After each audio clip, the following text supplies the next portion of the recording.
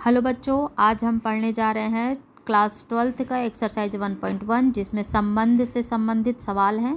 तो सबसे पहले हम संबंध की जो बेसिक चीज़ है उसको थोड़ा सा जानने की कोशिश करेंगे। चूँकि आप संबंध 11th क्लास में पढ़ चुके हैं तो मैं 11th क्लास से ही स्टार्ट करती हूँ, इसके बाद फिर हम 12th क्लास में पहुँचते हैं। एक्चुअली में संबंध क्या है कि अगर दो सेट जो दिया है, सेट 1, 2, 3 और दूसरा सेट है B 2, 3, 4, ये सेट दिया है, तो जो संबंध की शुरुआत होती है वो स्टार्ट होता है कहाँ से? क्रमित गुणन से। दो समुच्चयों का क्रमित गुणन, ये आपने 11th क्लास में पढ़ा था। तो दो समुच्चयों का क्रमित गुणन क्या होता है, थोड़ा सा हम इसके बारे में बेसिक, क्योंकि हम संबंध पढ़ रहे हैं तो हम क्रमित उसकी जड़ से स्टार्ट करेंगे। क्रमित गुणन से ही संबंध आगे बढ़ा है। तो हम यहाँ पे क्रमित गुणन क्या होता है कि दो समुच्चयों का जब हम गुणन करते हैं तो चूंकि ये समुच्चय ही है दोनों, तो जब हम उसका गुणन करेंगे तो वो गुणन जो होगा वो भी तो समुच्चय ही होगा। तो उस समुच्चय में जो सदस्य आते हैं वो सदस्य क्रमित युग्म में होते हैं। क्रमित युग्म में, क्रमित युग्म का क्या मतलब है? क्रमित युग्म का मतलब है कि अगर हम A क्रॉस B कर रहे हैं तो पहला सदस्य A का होगा, दूसरा B का होगा और इस तरीके से वो पेयर में होंगे। तो यहाँ पे अब दो समुच्चयों का गुणन भी एक पैटर्न होता है। पैटर्न मीन्स कि अगर हम A क्रॉस B कर रहे हैं तो A के सारे प्रत्येक सदस्य का B के सारे सदस्यों के साथ मल्टीप्लिकेशन होगा। तो जैसे कि यहाँ 1 का 2 के साथ होगा तो पेयर क्या बनेगा? 1, 2, इसके बाद 1, 3, इसके बाद 1, 4, इसके बाद 1 का तीनों में हो गया, अब 2 का हो जाएगा। 2, 2 कॉमा लगाना नहीं भूलेंगे। इसके बाद 2, 3, इसके बाद 2, 4, इसके बाद अब 3 का इन सब के साथ होगा तो 3, 2, 3, 3 और 3, 4। इस तरीके से हमारा ये समुच्चय बना A क्रॉस B। ये भी एक समुच्चय है लेकिन इसके जो सदस्य हैं वो पेयर में हैं, सारे सदस्य इसके पेयर में हैं। और इन पेयर में प्रथम घटक, फर्स्ट वाला सदस्य प्रथम घटक और दूसरा वाला जो अवयव है, इसे सदस्य नहीं बोलेंगे, अवयव बोलेंगे। प्रथम अवयव उसे प्रथम घटक और द्वितीय अवयव वो द्वितीय घटक है। प्रथम वाला A से आया है, द्वितीय वाला B से आया। अगर हम इसे पलटा देंगे तो ये भी पलट जाएंगे, प्रथम घटक B का हो जाएगा और द्वितीय घटक A का हो जाएगा। तो इस तरीके से ये हमारा क्रमित गुणन था। अब बात आती है संबंध की। तो संबंध भी एक तरह से क्रमित गुणन ही है, लेकिन यहाँ पे जो हमने गुणन का पैटर्न किया था कि प्रत्येक सदस्य का सारे सदस्यों के साथ यहाँ पे, लेकिन संबंध में ऐसा नहीं होता। संबंध जिस तरीके से परिभाषित होता है उसी परिभाषा के हिसाब से हम पहला सदस्य और दूसरा सदस्य लेते हैं। जैसे कि अभी अगर इसी में हम संबंध परिभाषित करें कि एक संबंध परिभाषित है समुच्चय A से समुच्चय B में, किस तरह का परिभाषित है? तो हम यहाँ लिखेंगे कि जो R है संबंध वो एक समुच्चय है, चूँकि R संबंध समुच्चय ही होगा तो वहाँ हम A के सदस्य लेंगे X और B के सदस्य लेंगे Y। पर हालांकि यहाँ भी X Y ही लिए हैं लेकिन हम सबका सबके साथ लिए हैं। लेकिन यहाँ अब ये परिभाषित है कि हम जो द्वितीय घटक है वो कैसे लेने जा रहे हैं? पहले वाले घटक से एक जोड़कर। इस तरह से ये संबंध अब परिभाषित है। अब जो हम R लेंगे वो उसमें कौन कौन आएगा? हमने पहला वाला घटक जो भी लिया है उसमें हम दूसरा वाला घटक जो लेंगे वो द्वितीय घटक जो लेंगे वो पहले वाले घटक से एक जोड़ कर लेंगे। तो अगर हम पहले घटक A से ले रहे हैं, 1 ले रहे हैं, तो द्वितीय घटक Y जो हम B से लेंगे तो कैसा Y लेंगे कि A वाले से एक ज़्यादा, मतलब ये जो परिभाषित है। तो एक ले रहे हैं तो दूसरा क्या होगा इसके साथ पेयर? 2। इसके साथ अब अगर हम यहाँ 2 ले रहे हैं तो 2 के साथ इसका पेयर क्या होगा? 3। इसके बाद अगर हम 3 ले रहे हैं तो 3 के साथ इसका पेयर क्या होगा? 4। चूँकि A में केवल 1, 2, 3 ही है, 3 ही सदस्य हैं, इसलिए इस परिभाषा के हिसाब से हमको 1, 2, 3 ही प्रथम घटक लेंगे और उसी हिसाब से हमको 2, 3, 4 ही हमको द्वितीय घटक मिलेगा। चूँकि 4 B में है इसलिए हम 4 तक जा रहे हैं। अगर B में सदस्य नहीं होते तो फिर हम उसको पहले ही रोक देते। तो इस तरीके से जो हमारा संबंध बन गया वो इस तरीके से है। तो संबंध और क्रमित गुणन में बस इतना ही फ़र्क है कि क्रमित गुणन में हम प्रत्येक सदस्य का सभी सदस्य के साथ गुणन कर देते हैं और संबंध में हम सिर्फ उन्हीं प्रथम घटक और द्वितीय घटक को लेते हैं जिनके बीच में संबंध बनते हैं। अब यहाँ पे चूँकि यहाँ दो समुच्चयों के बीच संबंध पढ़ा गया है 11th में, और कहीं पे 11th में उसी समुच्चय के साथ क्रमित गुणन और संबंध दिया गया था। यहाँ 12th में हम उसी समुच्चय में संबंध पढ़ते हैं और उन संबंधों के 3 प्रकार हैं वो पढ़ते हैं।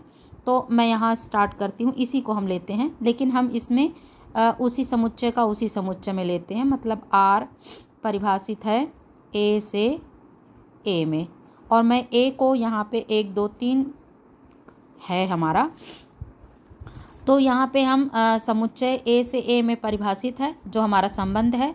अब इस संबंध में जो 12th क्लास, यहाँ से 12th क्लास स्टार्ट होता है कि 12th क्लास में हम 3 तरह का संबंध पढ़ेंगे। पहला संबंध पढ़ेंगे स्वतुल्य।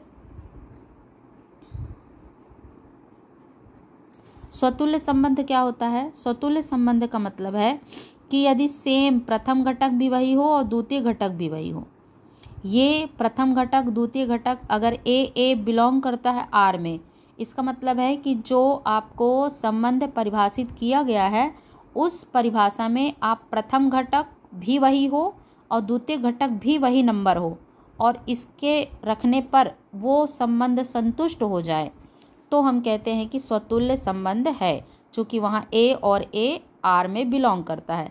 फॉर एग्जाम्पल जैसे यही वाला अगर हम लेते हैं कि यहाँ पे y = x+1 है, तो यहाँ y जो है वो x ही हो और x+1 हो, मतलब किसी भी नंबर में हम 1 जोड़ दें तो वापस से हमको वही नंबर मिले। तो ऐसा इसमें तो संभव नहीं है क्योंकि ये परिभाषित ही अलग तरह से है। ये संबंध जो परिभाषित है इस संबंध में ये नियम लागू नहीं होता। इसका मतलब है कि ये जो संबंध गिवन है ये स्वतुल्य नहीं है, पर कोई कोई संबंध ऐसा परिभाषित जरूर होगा आपके 12th क्लास के एक्सरसाइज 1.1 में, जहाँ पे स्वतुल्य संबंध वहाँ परिभाषित हो जाता है और संतुष्ट हो जाता है। तो यहाँ पे हम कहेंगे कि ये स्वतुल्य संबंध यहाँ पे नहीं हो रहा है क्योंकि ए और ए आर में बिलोंग नहीं करता, ए और ए आर में बिलोंग नहीं करता। तो इस तरीके से स्वतुल्य संबंध को चेक करने के लिए हम क्या करते हैं कि जो हमारा संबंध परिभाषित होता है, जो हमें दिया गया होता है, उसमें हम सेम सदस्य को रखते हैं, सेम प्रथम घटक भी वही और द्वितीय घटक भी वही, उन दोनों को वहाँ रखते हैं और वो संबंध अगर संतुष्ट हो जाता है उनको रखने पर, तो हमारा दिया गया संबंध स्वतुल्य होता है। दूसरा है सम्मित।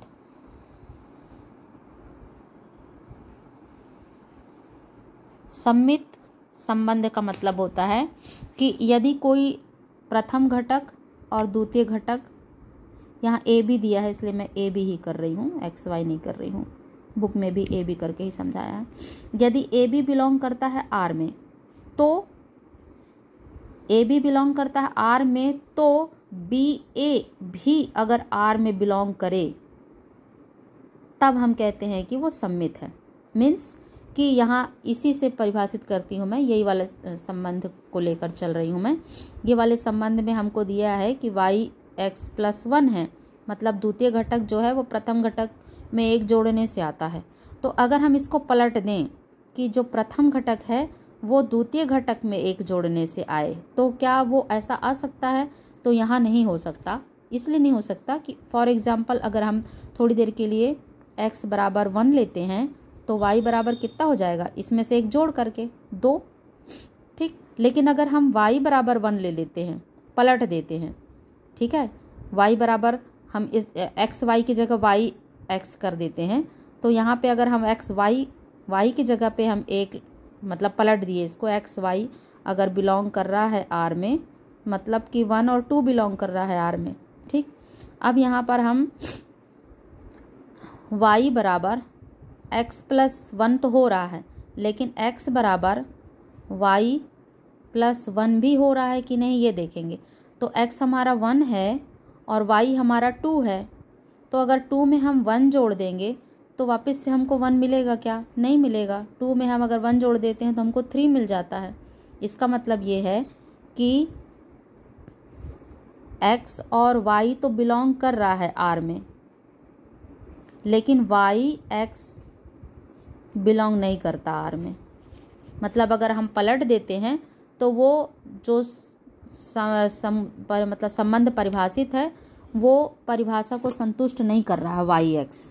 भाई आप खुद ही सोचिए कि y बराबर x प्लस 1 है, मतलब x कोई नंबर है जिसमें हम 1 जोड़ देते हैं तो हमको y मिलता है। अब अगर हम इस y में 1 जोड़ दें तो हमको x मिलेगा क्या? नहीं, क्योंकि y में 1 घटाने से x मिलेगा। ठीक है, तो ये वाला पलटने पर इस परिभाषित जो संबंध परिभाषित है उसे ये संतुष्ट नहीं करता है। ये पलट कर संख्या इस संबंध को संतुष्ट नहीं करता है। तो ये जो संबंध गिवन है ये सम्मित भी नहीं है। सम्मित चेक करने का यही एक तरीका है। कुछ कुछ संबंध ऐसे होते हैं जो अंडरस्टूड होते हैं, उनको केवल एग्जाम्पल से हम बता सकते हैं कि ये सम्मित नहीं है। ठीक, तो इस तरीके से ये हो गया। तीसरा जो संबंध होता है, तीसरा होता है संक्रामक। इसे कैसे चेक करते हैं? यदि A और B सदस्य है R के तथा B और C सदस्य है R के, दो सदस्य अगर R के हैं, मतलब A और B R जो रिलेशन दिया है उसे संतुष्ट करता है और B और C भी उस रिलेशन को संतुष्ट करता है, तो A और C भी उस रिलेशन को अगर संतुष्ट करे तो तब हम कहते हैं कि वो संबंध संक्रामक है। फॉर एग्जाम्पल के लिए हमारा अब यही वाला देखते हैं, y बराबर x प्लस 1, ये हमारा रिलेशन है।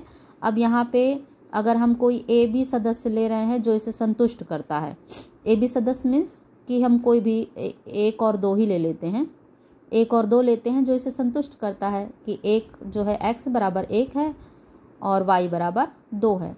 ठीक, इसके बाद यहाँ पे बी सी मतलब कि 2 और 3 ले लेते हैं, 2 और 3 ये y बराबर 2 और z बराबर 3 है।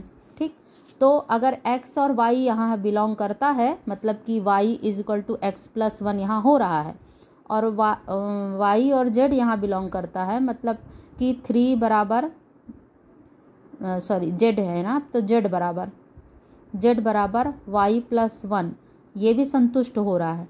तो यहाँ पे जो आप x और z ले रहे हो, x क्या है 1 और z क्या है 3, तो x और z ले रहे हो यहाँ पे, तो क्या ये x बराबर 1 और z बराबर 3, क्या ये इस तरह संतुष्ट हो रहे हैं कि z बराबर जो हो वो x प्लस 1 आए? क्योंकि हमारा जो संबंध है वो तो ऐसे ही परिभाषित है कि द्वितीय घटक जो आएगा वो प्रथम घटक से 1 आगे होगा। तो यहाँ पे हम देखते हैं कि द्वितीय घटक जो है वो प्रथम घटक से 1 ज़्यादा नहीं हो रहा बल्कि 2 ज़्यादा हो रहा है। तो इस तरीके से जो एक्स जेड है, ये जो एक्स जेड है ये बिलोंग नहीं कर रहा है आर को। यही इसमें चेक करना रहता है कि यदि ए और बी बिलोंग करते हैं आर को और बी और सी बिलोंग करते हैं आर को, तो ए और सी भी बिलोंग करे आर को, तभी वो संक्रामक होगा, नहीं तो नहीं होगा। तो जो परिभाषित है हमें इसी में हम चेक करने की कोशिश कर रहे हैं कि ए और बी की जगह हमने 1 और 2 रखा, तो 2 जो हमारा y है b है, चूँकि एक्स वाई से ही समझा रही हूँ मैं इसलिए एक्स वाई रख रही हूँ, y जो 2 है वो 1 x बराबर 1 से 1 ज़्यादा करके आ रहा, माने ये संबंध हमारा संतुष्ट हो रहा है। यहाँ पे 2 और 3 अगर हमारा y z है तो y 2 है और z 3 है, तो z बराबर y प्लस 1 यहाँ भी संतुष्ट हो रहा है। तो इसी दोनों के बेस पे हम x और z ले रहे हैं, x बराबर 1 और z बराबर 3। तो इन दोनों को जब हम यहाँ इस परिभाषा में रखते हैं कि z बराबर x प्लस 1 होना चाहिए, लेकिन हम देखते हैं कि z बराबर x प्लस 1 नहीं है बल्कि z बराबर x प्लस 2 है, z 3 है और x 1 है, तो यहाँ z बराबर x प्लस 2 आ रहा है। तो एक्स जेड जो है वो बिलोंग नहीं करता आर को, क्योंकि आर का जो परिभाषा है संबंध, आर में जो परिभाषित किया गया है इस संबंध को, वो है द्वितीय घटक बराबर प्रथम घटक प्लस 1। तो यहाँ पे एक्स जेड उसको संतुष्ट नहीं करता। तो इस तरीके से ये जो संबंध है जो यहाँ परिभाषित है वो भी क्या है, संक्रामक नहीं है। तो हम जितने भी संबंध हमको दिए जाएंगे उन संबंधों को हम स्वतुल्य चेक करेंगे इस तरीके से कि स्वतुल्य है कि नहीं, सम्मित चेक करेंगे इस तरीके से कि वो सम्मित है कि नहीं, और संक्रामक चेक करेंगे इस तरह कि वो संक्रामक है कि नहीं। इनको चेक करने का एक मेथड है, तो उस मेथड को जब हम सवाल लगाएंगे तो सवाल पे देखेंगे। ओवरऑल हम ये समझ रहे हैं कि स्वतुल्य संबंध होता क्या है। स्वतुल्य संबंध यदि ए और ए सेम, प्रथम घटक और द्वितीय घटक दोनों सेम सेम हो और वो आर में बिलोंग करते हैं तो वो स्वतुल्य है। सम्मित मतलब कि यदि ए और बी बिलोंग करता है आर में तो बी और ए भी बिलोंग करे, पलट करके आए वो भी इसमें बिलोंग करे तो वो सम्मित है। और तीसरा है कि यदि ए और बी बिलोंग करता है आर में और बी और सी बिलोंग करता है आर में तो निश्चित तौर पे ए और सी भी बिलोंग करना चाहिए आर में, तभी वो संक्रामक कहलाएगा। और अगर ये कंडीशन नहीं हो रही है तो वो संक्रामक नहीं कहलाएगा। अब अगर ये तीनों कंडीशन जिस संबंध में हो रहे हैं, जिस संबंध को संतुष्ट कर रहे हैं, तो उस पूरे संबंध को आर को हम क्या बोल देते हैं कि आर स्वतुल्य है। यहीं लिख दे रही हूँ मैं। यदि स्वतुल्य और सम्मित और संक्रामक तीनों किसी भी संबंध को संतुष्ट करते हैं या किसी भी संबंध में ये आ रहे हैं, हो रहा है, स्वतुल्य भी है वो संबंध, सम्मित भी है वो संबंध, संक्रामक भी है वो संबंध, तो उस संबंध को हम बोल देते हैं कि उसमें क्या है, तुल्यता संबंध है। तुल्यता संबंध है। और अगर इन तीनों में से कोई एक नहीं भी हो रहा है तो हम उसको बोलेंगे कि तुल्यता संबंध नहीं है।